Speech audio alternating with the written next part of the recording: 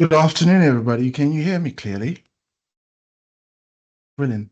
Um, welcome yes, I've seen the thumbs up. Thank you very much. Welcome to another edition of our webinar. This one is regarding communicating for trust, clarity, and impact. To everybody joining us internationally, I'll Good probably say good afternoon. morning, good afternoon. Everybody who's joining us locally, I'll say hello again. And thank you for always supporting us with our webinars. So a little bit about who I am. My name is Tendai. I'm a account manager here at the Civil Service College. Mainly work with our UK clients. And a little bit about who we are as a college. We focus on understanding organizations' training needs, as well as delivering tailored training solutions. We've worked with the majority of His Majesty's governmental departments, for example, Home Office, the College of Policing, as well as Civil Service Commission. And some of the top four series that we offer, or categories that we offer for courses: leadership and management, accountability and governance, as well as personal development. Now, joining me, the person who's literally going to be the star of the show, his name is Matt. Matt is going to be delivering our webinar today. A little bit about Matt: over 20 years of experience working in the government. He had a successful career in politics, culminating his role as the Chief Special Advisor in the Welsh Government as well, Special Advisor for Media Strategic Communications. And I won't continue taking most of his glory. So, Matt, I'll pass over to you. And guys, let's have a wonderful webinar. Let's make sure we keep our microphones muted, and let's use the chat box to interact, and which we'll be monitoring from our side. Over to you, Matt. Thanks, Tendai, and thanks to everybody for joining this afternoon. It's lovely to spend an hour in your company. Overwhelmed by how many people have chosen to join us, up to almost a magical figure of 180. If you're a darts fan, we'll see if we can get there. We're going to run through as quickly as we can, but hopefully not so quickly as it becomes confusing. As many tips, tricks, hints that I can give you in the field that we're talking about today, about communicating for trust, clarity, and impact.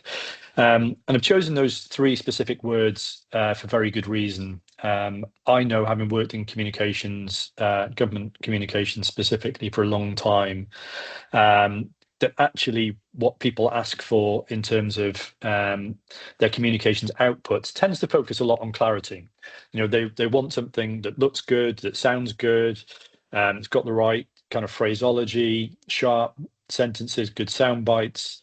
But where things tend to fall apart, where things don't tend to work, tends to be more with actually what's the outcome that we're trying to achieve, or actually are we communicating from a position of trust, and are we building trust with the way we communicate? So those three words are very carefully chosen to shape what we're going to cover through the next hour. As Tendai says, really welcome people's thoughts and contributions in the chat box, so please do make liberal use of that. Thankfully, Tendai and colleagues will be on hand to try and pull anything out of there that I miss. So it's great to learn from such a big group of people with all different kinds of experiences and knowledge yourselves. So please don't be shy in giving your thoughts as we move through the session today. Okay, so we're going to start off by hopefully I will practice what I preach and start off with thinking and talking about audience, which in this case is you.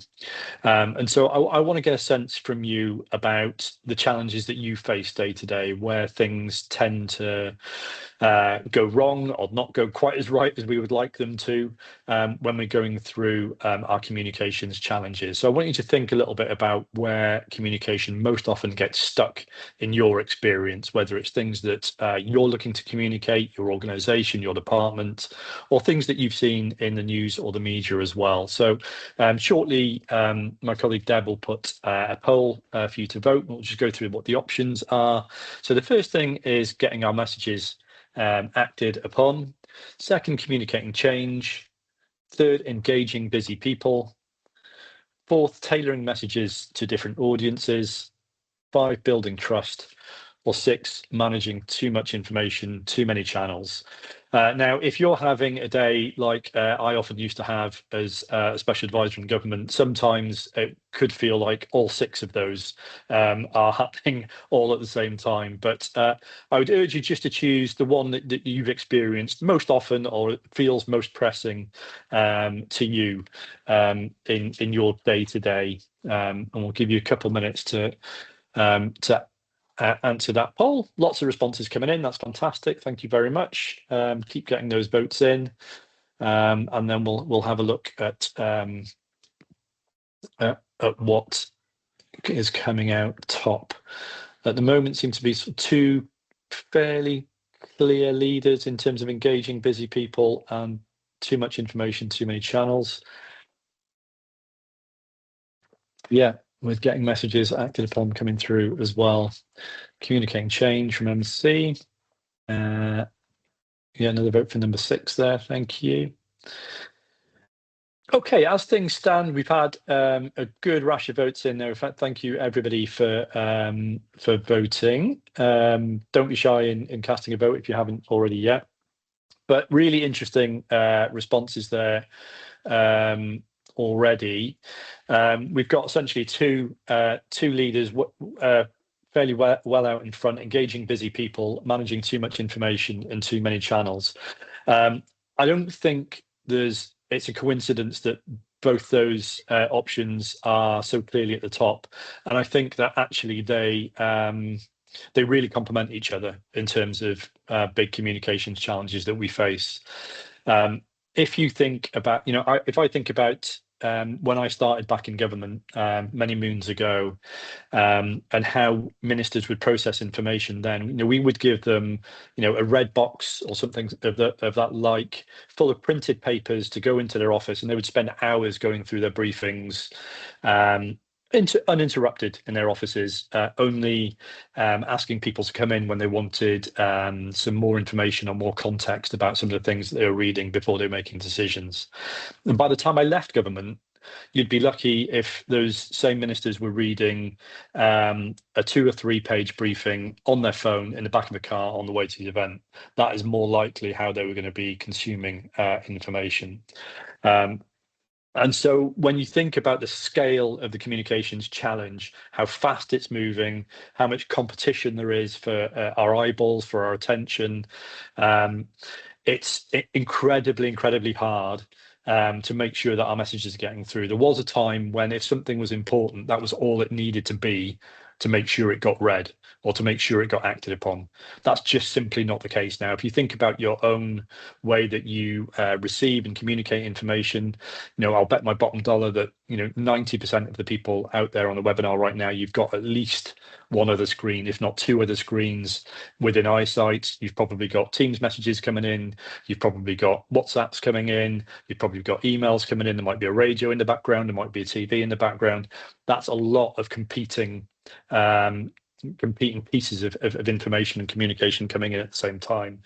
So that's the world that we are now operating in. It may not be ideal for us as communicators, but we have to accept the world where it is right now. So for us, in terms of tackling that challenge specifically, we need to be really clear about what the main message is that we're trying to communicate at any moment in time.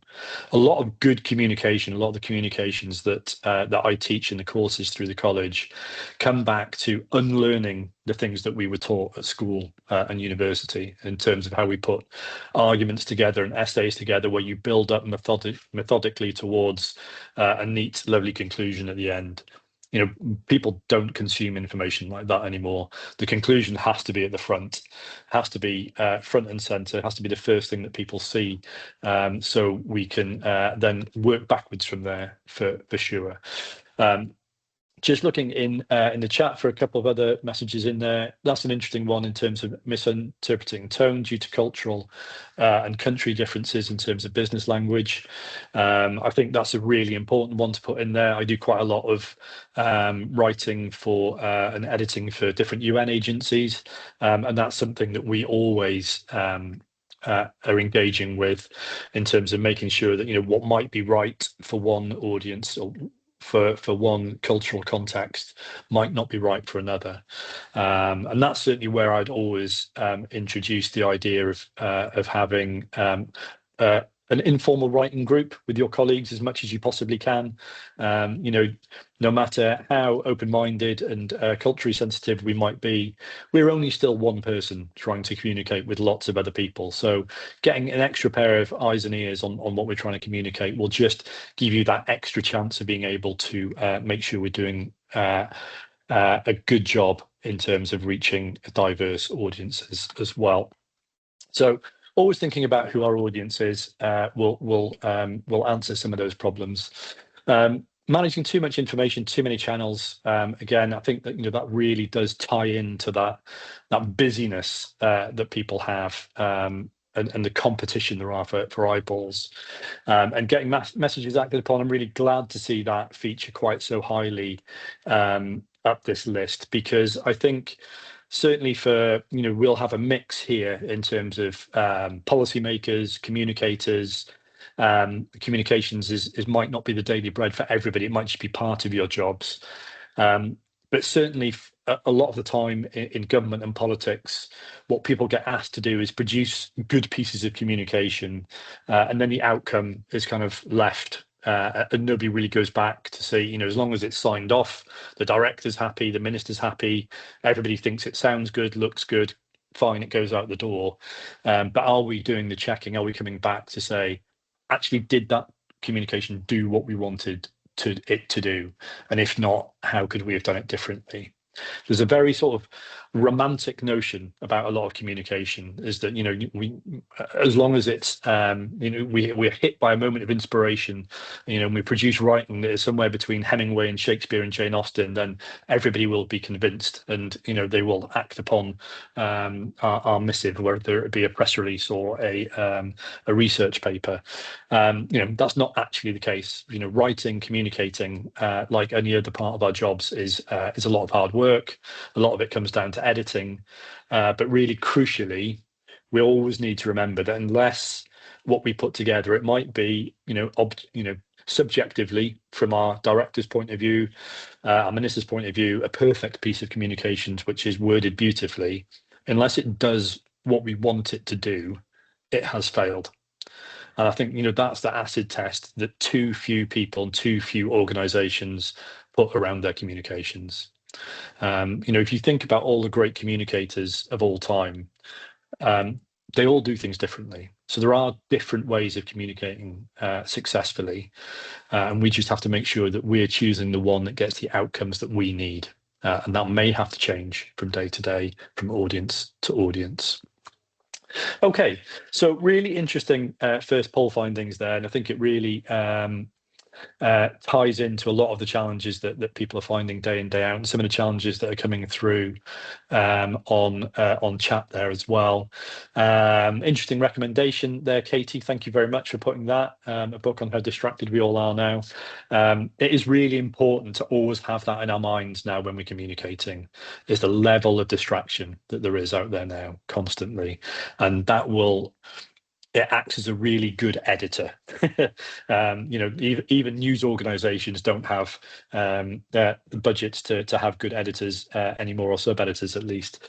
So we need to kind of invent our own editors as we go through, and a really good editing trick that we can have in our own mind is think, how distracted is the person that I'm trying to communicate going to be? And that will absolutely guarantee you'll make your message more concise, it'll make it clearer, and it will put the findings higher up in the priority list. Okay, so we're going to move on to something that hopefully sums up some of that that thinking and what's come through in the responses so far. Again, I'm going to try and take a bit of my own medicine here and give you early on in the webinar really the main thing that I want you to take away from today's session, and that's starting with what needs to be different afterwards, and having this very simple cheat list, checklist, call it what you want, of 3 things you want in mind to think about what happens after you finish the communication. First off, what's the one thing that you want people to understand. It's not everything that we know. It's not everything that our department knows. It's not everything that our colleagues know. It's the one thing that we need that audience to know. And the best way to think about that is to really narrow down your topic line. There's a really great piece of thinking on this from Philip Collins, who used to be Tony Blair's speechwriter. There's a lot of thinking and writing and talking now about public communication. And he's got this concept of having a topic line, that every single piece of communication should have one single topic line that holds it all together, one central argument that it is trying to make. And it can be the hardest thing to do and the most time-consuming thing to do when we're trying to communicate, is thinking about what that central argument is. But once we've got it, once we can explain in one sentence the key thing that we're trying to get across, we've got a much, much better chance of succeeding with our communications. I use that as a trick. I put it on a post-it note on top of my screen, got my topic line, got the argument that I'm going to go and try and make in this paper. And I just always keep it in my eye line so I can always see it. So as I'm typing away and putting the rest of the speech, document, whatever it might be together, I think, is what I'm writing now, what I'm saying now, does that add up to the overall argument I'm trying to make? If it doesn't, how can I rewrite it in a way that it does? And if I can't do that, then maybe that piece of information, that piece of writing doesn't belong in this document. Squirrel it away for another day. And again, I think it's a really good discipline to get into. We think that we sit down and write instinctively well. The bad news is that we simply don't. We need rules and guidelines and checklists to keep ourselves honest as writers and communicators, because even if we do it day in, day out, we will fall into bad habits, or our audience needs will change.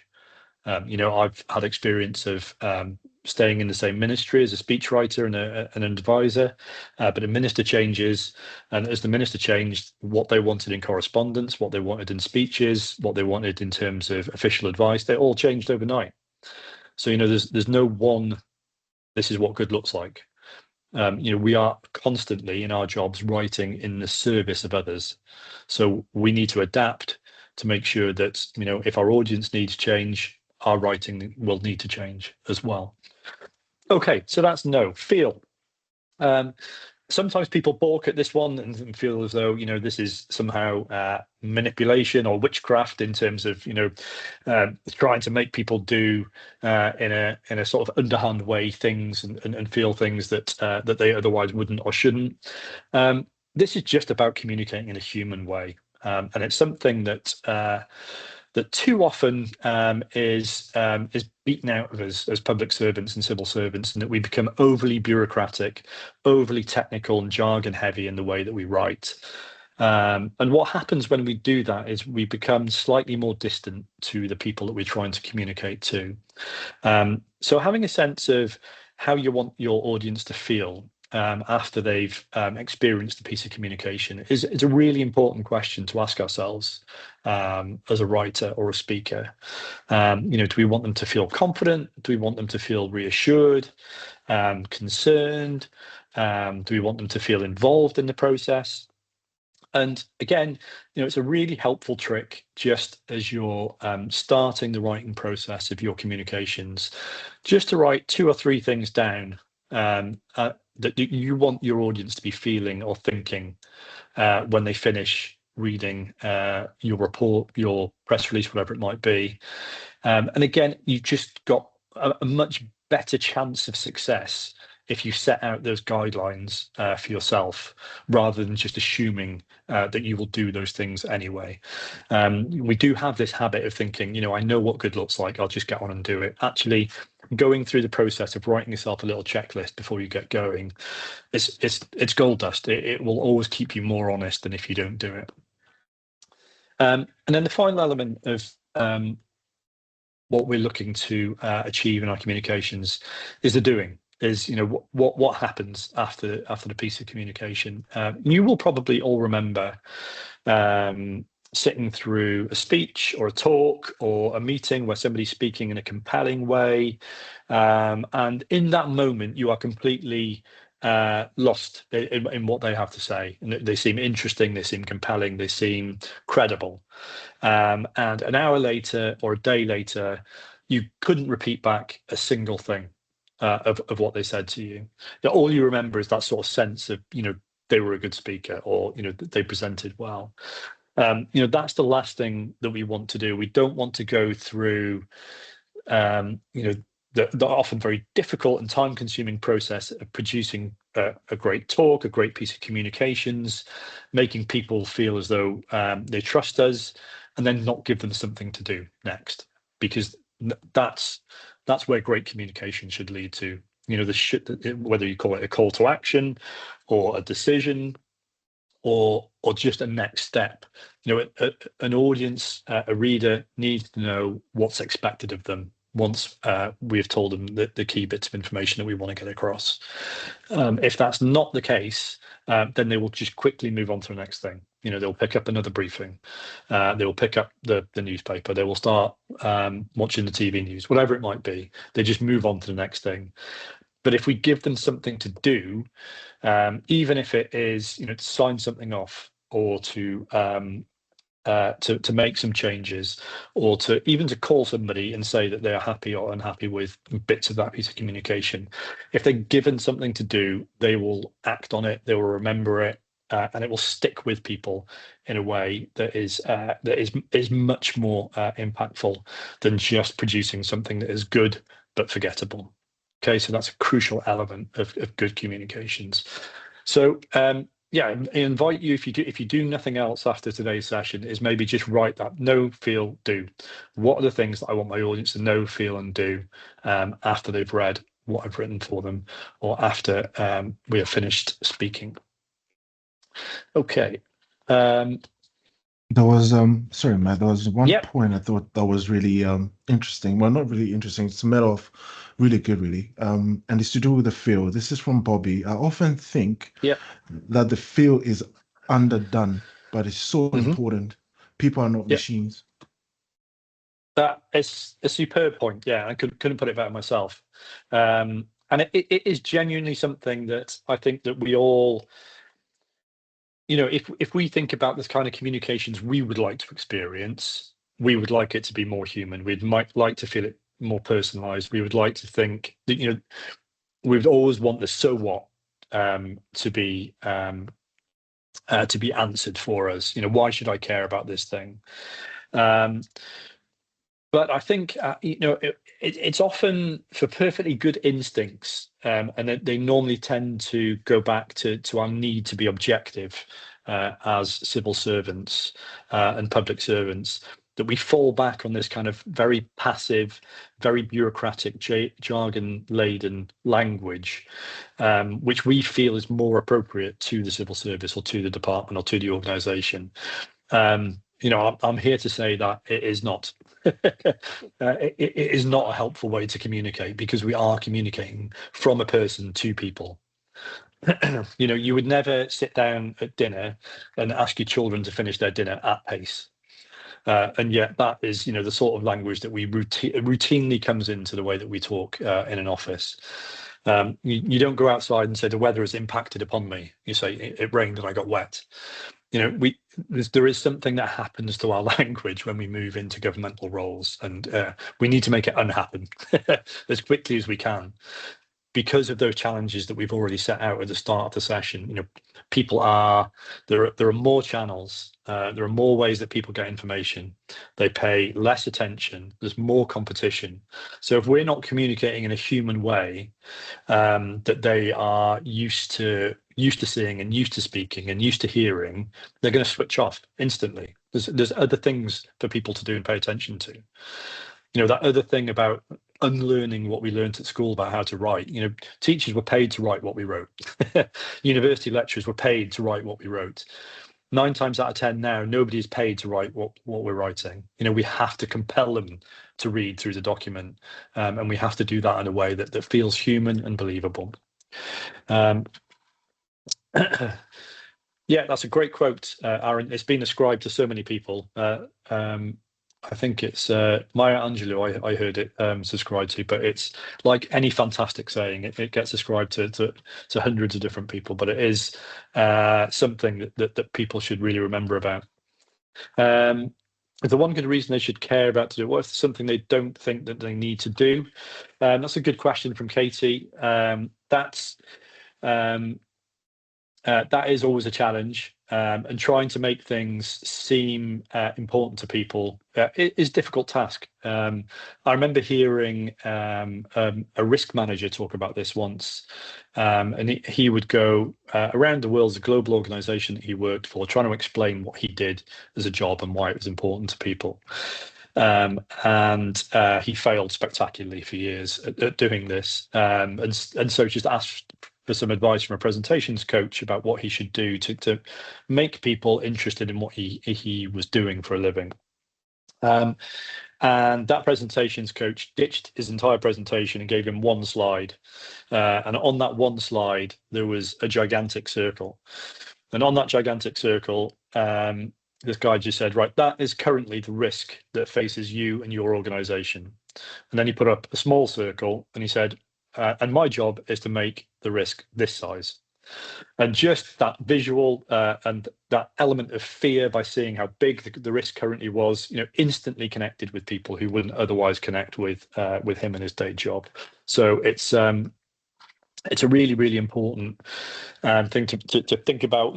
How do I make this come alive in my audience's mind? I have to communicate this thing, but really it should feel like a conversation. So what's the other person bringing to this side of the conversation, and how can I phrase it in terms that they're going to understand or feel, which is important. Okay, so on that, we're going to move on to our second poll of the day, connected to what we've been talking about so far, and talk about why our message didn't land. Generally, if things don't work out, they tend to fall in one of four boxes, which is we haven't thought about the purpose, we haven't sufficiently thought about the audience, the message is too shrouded, or we haven't delivered it in the right way. So again, I want you to think about a recent piece of communication that from your perspective missed its outcome. Again, it could be something that you're working on, it could be something your department's working on. Just have a think about what's the clearest reason why that particular message that you have in mind didn't land.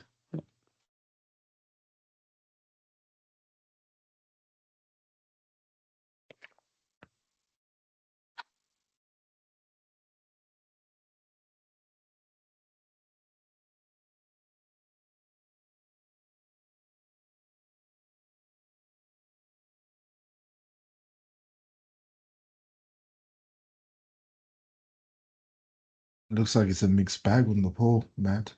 It does, yeah. Mm. Yeah, interesting to see that nobody chose an audience yet. That's very interesting. Again, look like we've got two clear front runners. Too much information is one. Competing priorities is another. Yeah. No clear action.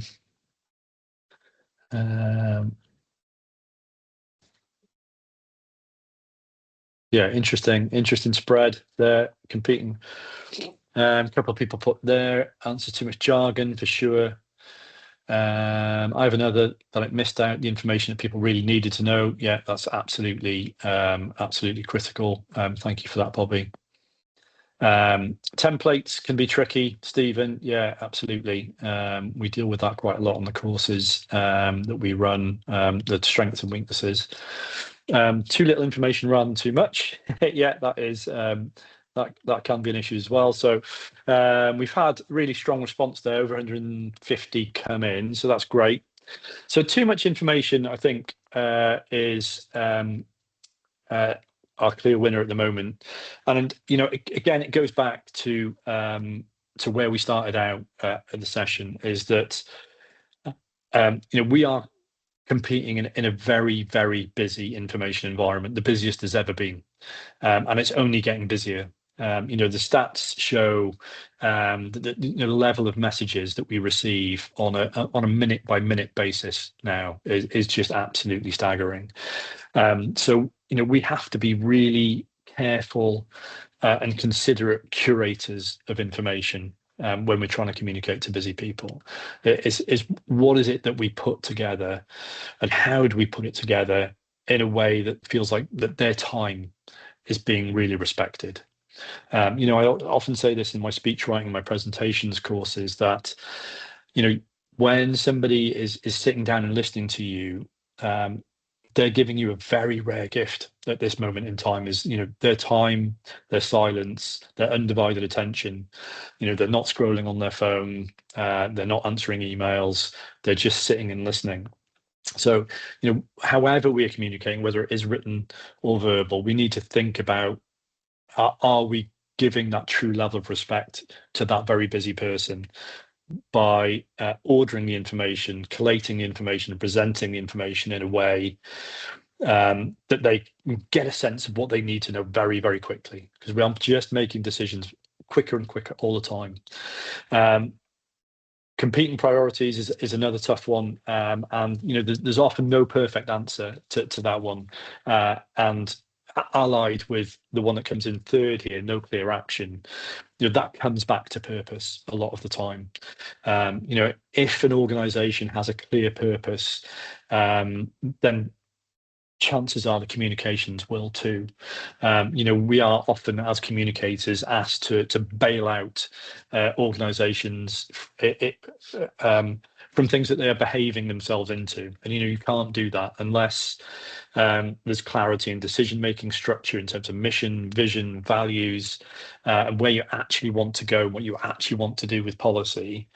Then we can make communications pretty, we can make it beautiful, we can make it sing, but it won't really get us anywhere, because the purpose has to be clear, the priorities have to be clear.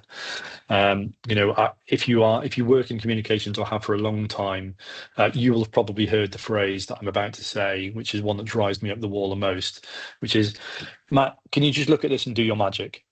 Which it is a sense of, you have a kind of a pile of half-formed thoughts, a few reports, a few stats, and you just get it chucked on your desk, and you, as the person who is meant to communicate that to the public or to external stakeholders, are just told, right, make that make sense, and it's considered magic. It isn't magic. It's a lot of hard work, and it often requires a lot more questions to go back. So I think it's really interesting that there's that mix there. But I'm also I am buoyed a little bit by the fact that audience got a little bit of a look in towards the end there on the poll as well, because I would say, in my experience, more often than not, where a piece of communications goes wrong, it's because we haven't given sufficient thought to who our audience is and what they need from this piece of communication. And I think a lot of what I've seen coming through in the chat is a reflection of that. Whether it's too little information, or we're held back by templates, or no clear action, or too many people in the communications channel. That's another good one. So you can see from a lot of the answers that are coming across that the importance of process and the importance of purpose, as well as actually what a sentence sounds like when it's spoken out loud, about where the grammar sits, about whether we've used the right stats or the right template. Actually, there's a lot of preparation that goes in before we get to that point. Personally, writing by committee, I find it one of the most difficult things to do. I've worked with organizations who use SharePoint or similar kind of programs, where 4 or 5 people are working on the same document at the same time.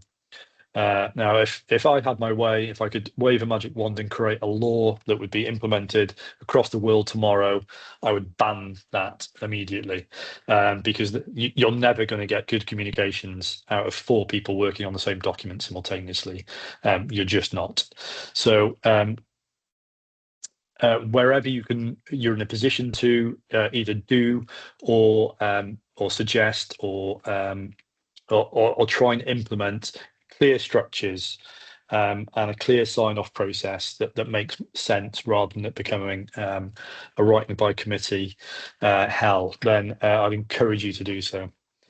Thanks, Tendai. Matt, can you work your magic? Yeah, thanks very much for that. And then that's it. Actually, you are off my Christmas card list as well. Interesting one from Stephen. Matt, can you do your magic? It's now AI, isn't it? We'll come on to AI before the session closes. Interesting point, though. Thank you.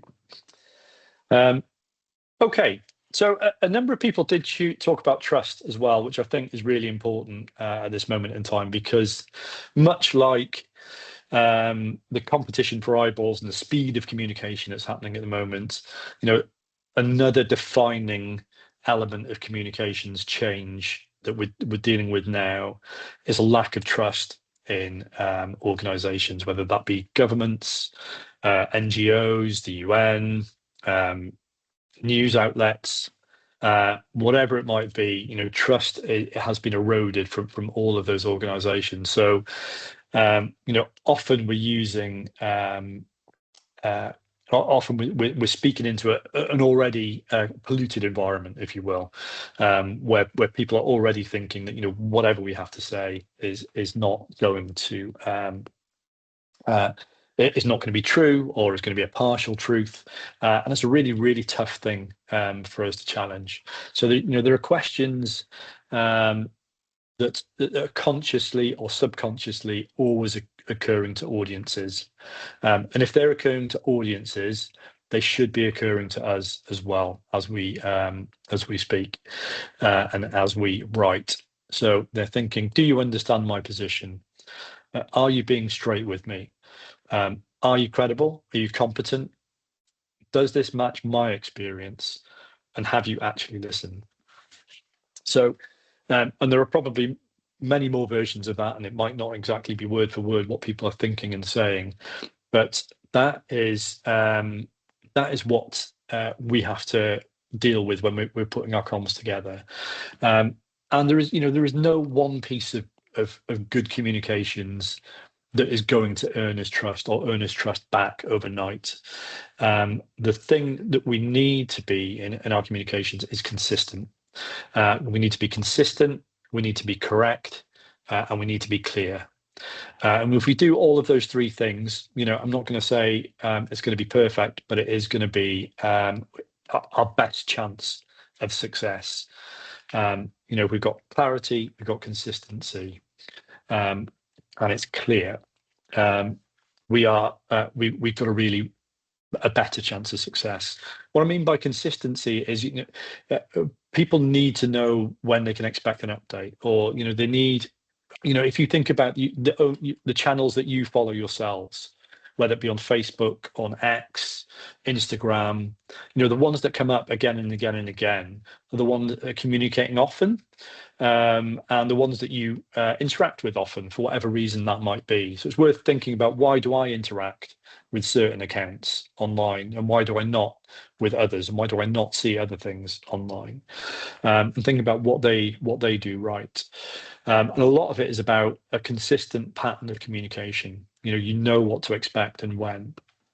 One of the key tricks that I've come up with over my time working with government departments, particularly comes from speech writing. I think there's the genesis of it, but I think it's true of all good communications, and it's that every good piece of communication should always feel like a conversation, even if there is only one person speaking, even if there's only one person having written a document and one person reading it. If you make it feel as though there are two sides involved in a conversation, then you're much, much more likely to get the person to the end of that speech, or to the end of that piece of writing. And the way that we do that, if it is just us speaking, or if it is just us writing, is we look to answer these questions as we're going through our writing.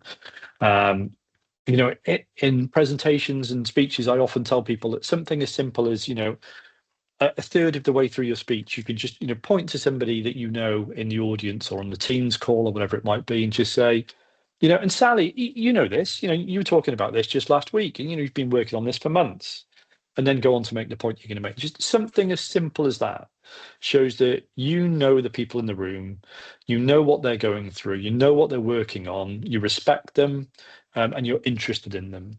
And versions of that are all you really need to do to show the audience that you can answer all of these questions in the positive.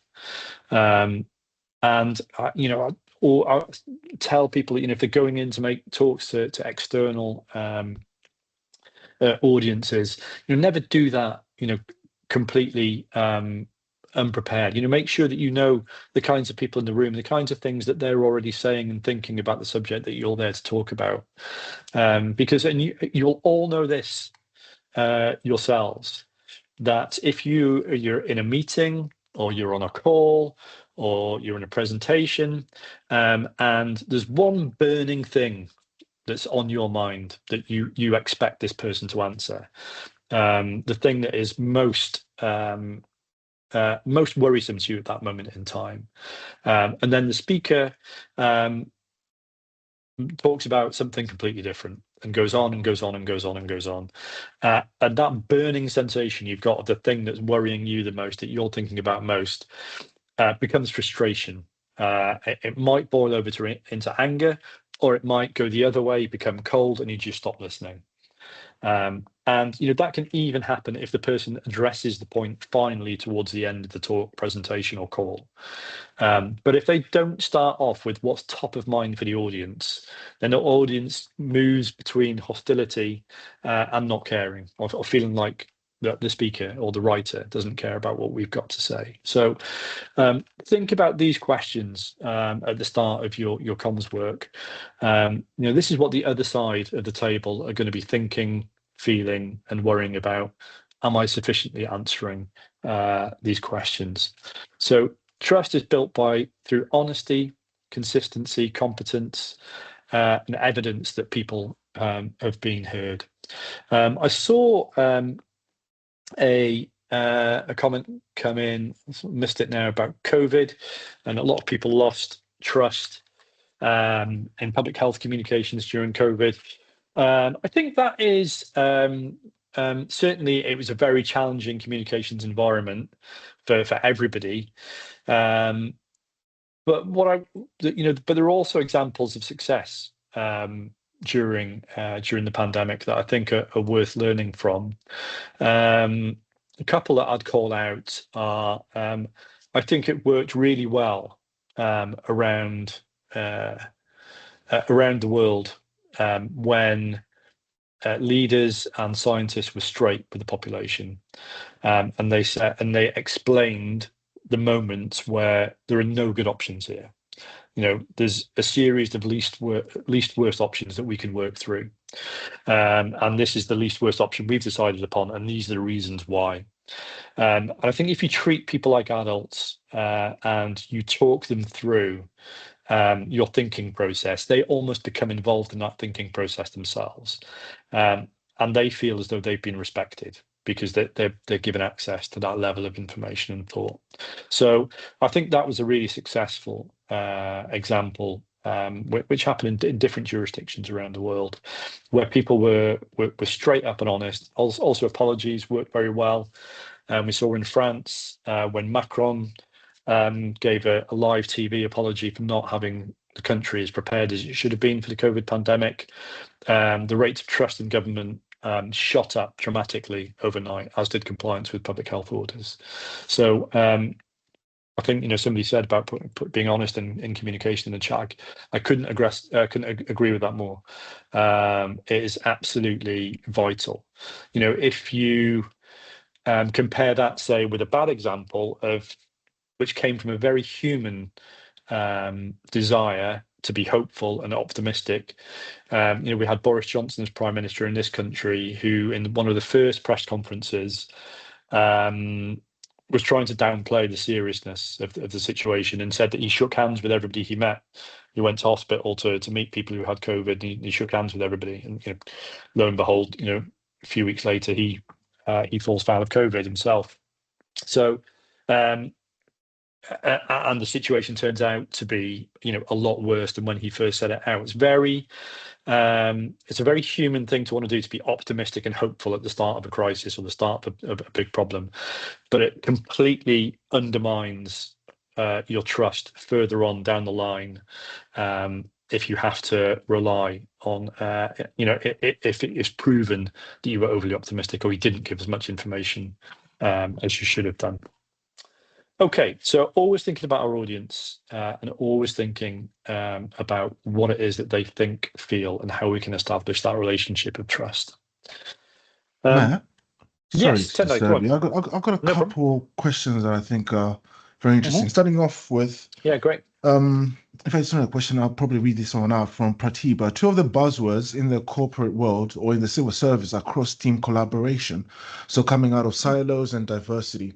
Both of these rely on open, effective communication. However, communication is not always welcomed. So, for example, due to competing priorities, hierarchical arrogance at times, too, I'm tired of attending meetings where the speaker forgets the intelligence of their audience. I want a value when I'm attending a meeting, not just listen to stats.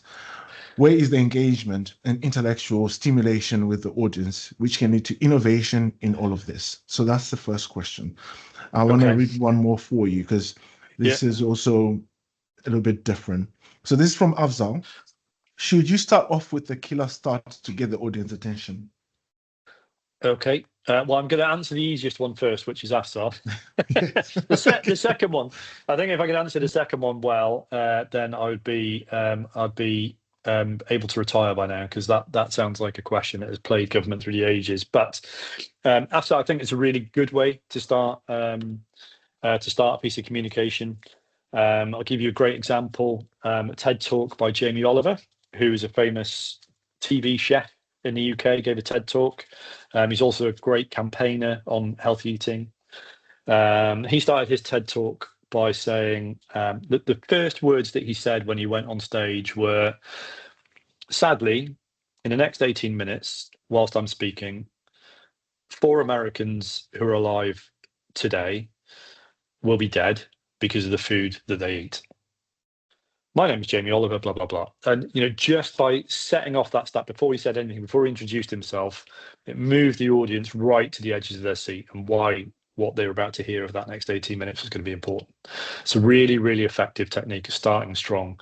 And whether it is a stat or whether it is something else, a story, an anecdote, whatever it is, we need to work hard on grabbing audience attention right at the start. That is the moment where we're most likely to either get them or lose them. So it's a great point, great question, and a great thing to think about is, are we opening as strong as we can be with our communications? Don't bury good stats, have them front and center. Okay, so the tougher question of the two, I think that everybody would can see that you've got a few likes already there about cross-team collaboration, diversity, and the way that it is not handled. This is a problem. This is a problem for. It sounds like it's falling down with the speaker. Forgetting the intelligence of the audience is a really good point. Certainly, you're never going to get anybody walking out of an event and say, I found that too easy to understand. You're not, but equally you can patronize people as well. You really need to know where your audience is to get your communications right. If you're speaking to intelligent people, if you're speaking to people who are experts, then you need to speak to them on their level, the level that they would expect. So I really think that that is. I think somebody mentioned culture earlier on in the chat, and I think this sounds like it is, a cultural issue as much as anything else, of where people feel as though they have to go through a process. They turn up, they speak, nothing bad happens, they go away, they've ticked a box, that's it, it's job done. And that sadly is the culmination of too many pieces of communication, too many speeches, too many talks, too many meetings happening right now all around the world in every government. And it used to drive me absolutely up the wall. And it goes away from what the audience needs, and it goes away from purpose, having a real clear idea of what you want the outcome to be. And so it's very, very difficult for us as audience members to affect that, particularly if it might be career limiting. If we put our hand up and say this is a waste of time, there are moments in time where we can do that, but I feel the frustration, and I feel like there might be a whole new webinar we might have to give over just to that particular question, to be honest. But thank you for it. I just want to give for instance, some of the things that we're talking about here. This first phrase, what do you make of this? You see this sort of piece of writing absolutely everywhere in government speak. In order to support the implementation of the revised operating model, colleagues are requested to familiarise themselves with the attached guidance and take any necessary action by the stated deadline. What do I need to do? Who do I need to, where, what? If you've got any competing information or noise around you at all, you're not even going to get to the end of that sentence, quite frankly. If you're reading your emails on the train, on the way into work, you're going to get 4 or 5 words into that sentence, and you're going to flick on to the next message. What we could just say is read the new guidance, tell your manager by Friday what needs to change in your team. There are a few things that are different about that. First, there's some obvious things. First, it's shorter. Second, all the words in that second one are shorter. But it tells you what you need to do, read the guidance, tell your manager by Friday, so it gives you a deadline. And then what happens next and what's going to change in your team. So in a very short sentence, you can communicate a lot of information. That should always be our driving ambition. Okay, so hopefully this will be a cut out and keep slide that you can take away, which will help at the start of communication. Questions you can ask yourself, at the start of the process, as you're writing, as you're putting something together, or as an editing tool at the end. I see that we're fairly short on time, and I do want to get to a few more questions, so I'll flick through these quickly. So I say, please do take a screenshot of these. It's useful. So what we're trying to achieve, we've talked about purpose already. Who specifically needs to respond to this, and is it clear that they do? Again, we have all received messages, emails, whether it's Teams or emails or even letters, where it's not clear that I'm the person that needs to be responding to this. So we need to make sure that the person who needs to respond is clearly identified and told what it is they're expected to do. What matters to our audience? What deep down are they worried about? What are they thinking about? Where do we want to try and move them to? What's the one key thing that they must understand? That's that topic thing, that we talked about earlier. If from this speech, this piece of writing, this report, if there's only one thing that they take away from it, what is it that I want that to be? Because if we're not clear personally ourselves about what that one thing is, then, we'd be very lucky if our audience will take that one thing away. If we are very clear-minded and very clear-sighted about the one thing that we want our audience to take away, much, much greater chance of success. Michelle Obama, in her speech writing technique, so she starts every speech writing process the same way. She asks the question before pen goes to paper of, what is the one most important truth I can tell today? And I think that is a fantastic way to think about it. If somebody takes just one thing from this communication away, what's it going to be? Let's us be clear about that before we put pen to paper. Why should they believe us? What are the elements of credibility that we can bring to our communication? Whose credibility can we borrow? What stats should we use? What gives us authority on this particular subject? Often if we are the most important person in the room, we don't really need to lean too much on that. But if we're presenting up, then we need to buy ourselves some authority and credibility by, quoting other agencies, quoting other people, or showing how this has worked elsewhere in other jurisdictions. Being clear-sighted on what we want people to do. who should deliver the message. If you've worked in politics or pay attention to politics very much at all, you will have heard at some point that the messenger is the message. And you can see that playing out, I would argue, right now in UK politics. What Andy Burnham is doing as Prime Minister, as the new Prime Minister, is not markedly different from his predecessor, Keir Starmer. They're both aligned to the same manifesto, the same political party, but one is more trusted and a better communicator than the other. And I would say that is the sharpest dividing line between the two. So thinking about who the most appropriate messenger is at any point in time. Picking the right moment. I've seen so many good policy ideas go down the tubes because they were presented to a minister at just the wrong time.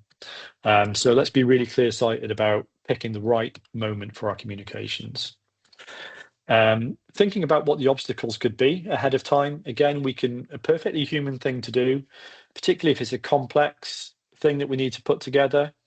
That we're so overwhelmed by what it is that we need to put together that once it is put together, we just want to press send, get it off our desk and never think about it again. But actually, we need to ask ourselves a few testing questions and thinking about what the obstacles from it landing might be. And how will we know whether it worked?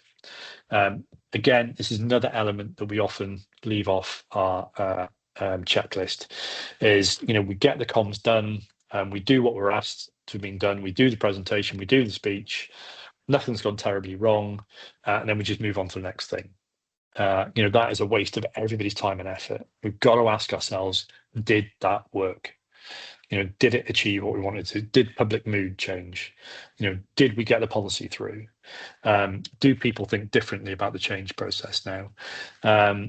And if the answer to those questions are yes, fantastic. If they're no, then let's be honest with ourselves about how we can do it differently next time. Okay, so we are almost up on time. I've rattled through as much as I can think to share in an hour. I hope it hasn't been too much of a rattle and hum and it's been useful. But what I would like to do is just ask you before we wrap up, and if we can do, more than happy to share the slides. I think that's right, Tendai. People get the slides afterwards. So we usually share the recording, and there we are. Fine. So everybody will receive the recording on Friday for those who are going to log off early. Okay. Wonderful. Okay. And so if you could just now put in chat something that we've talked about today, something that's come up today that you could perhaps do differently or better next time. What would that one thing be? And share it with everybody in chat. That would be a fantastic way to start rounding up as well. And there's 4 masterclasses, which if you wanted to take your learning further, message isn't landing, talking to busy stakeholders, difficult conversations without damage, communicating change without causing panic. All of those have their own standalone masterclasses, as well as the longer courses that the college offers. So please do have a think about signing up to some of those. Fantastic to see so many ideas coming through. Kadim, I ran out of time to talk about AI. I'm ever so sorry. I think we'll probably have to do another one on that as well. Identify my audience. How will people feel?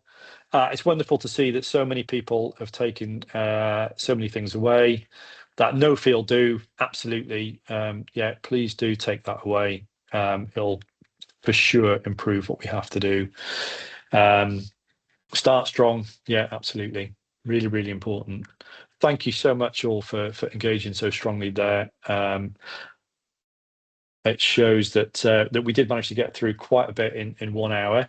Tendai, anything that you want to cover before we wrap the session up? No, I just want to say thank you to everybody for joining us. It's always a pleasure when you join us. We have a good time, and I hope everybody takes something away from it. If we can, let's just give a round of applause to Matt. We're expecting to see you guys soon, and I'll do something that we tend to not usually do. I know we didn't answer a lot of our questions. We missed a few because the session was too good. When we ask you for your feedback, please just tell us any suggestions you might want us to look for the next session. And have a lovely week. Thank you, everybody. Thank you all ever so much. Really enjoyed being in your company.